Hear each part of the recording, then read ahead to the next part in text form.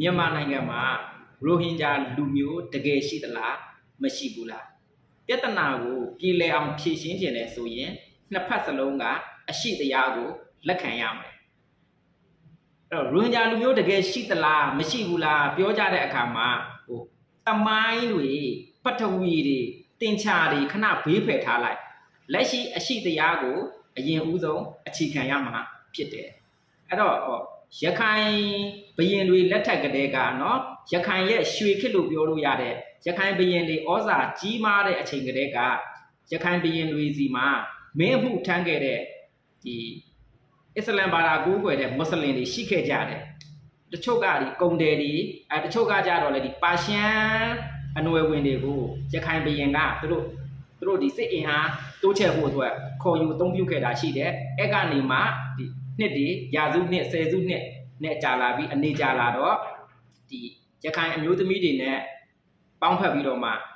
ရခိုင်ပြည်နယ်မှာနောက်ထပ်လူမျိုးတွေပွားလာတယ်လို့ပြောလို့ရတယ်အဲ့ဒါလူမျိုးတွေကအဲ့ဒီလူမျိုးတွေကအခုပြောနေတဲ့ရိုဟင်ဂျာတွေနဲ့ဘာမှမဆိုင်ဘူးအဲ့ဒီလူမျိုးတွေကရခိုင်ဘရင်တွေလက်ထက်တုန်းကစစ်မှုထမ်းခဲ့ကြတဲ့လူမျိုးတွေကအခုရခိုင်မျိုးနွယ်စု9မျိုးထဲမှာတစ်ခုပါတဲ့ကမန်လူမျိုးတွေဖြစ်တယ်ဒါကိုလည်း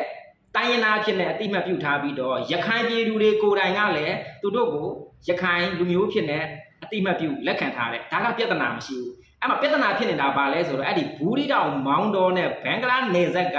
မြို့နှစ်မြို့ကြားမှာနေထိုင်တဲ့လူတစုကပြဿနာရှိနေတာအဲ့တော့အရှိတရားတိုင်းလက်ခံရမယ်ဆိုရင်မြန်မာနိုင်ငံမှာရိုဟင်ဂျာလူမျိုးတကယ်ရှိသလားမရှိဘူးလားဆိုရင်မရှိဘူးလို့ပဲပြောရမယ်ဒါပေမဲ့သူတို့ရိုဟင်ဂျာပါလို့ပြောနေတဲ့လူအုပ်စုကြီးကတော့မြန်မာနိုင်ငံမှာတကယ်ရှိတယ်ဒါဒီအရှိတရားပဲเนาะဘလို့ရှိတာလဲဆိုတော့ဒီလိုတိုရှင်းပဲပြောပြမယ်ဗျာဟိုခုနှစ်တွေတက်ကရစ်တွေတင်ချာတွေကနန်းတွေတမိုင်းတွေပထဝီတွေခဏဖယ်ထားလိုက်အရှိတရားကိုပဲပြောမယ်ဘင်္ဂလားနိုင်ငံဘင်္ဂလားဒေ့ရှ်နိုင်ငံနယ်နိမိတ်ခြံစည်းရိုးခွဲတော့တုံးကနေဆိုခြံစည်းရိုးတားချလိုက်တဲ့အချိန်မှာမြန်မာနိုင်ငံဘက်မှာရှိနေတဲ့လူတွေကမြန်မာနိုင်ငံသားဖြစ်သွားပြီးတော့မှ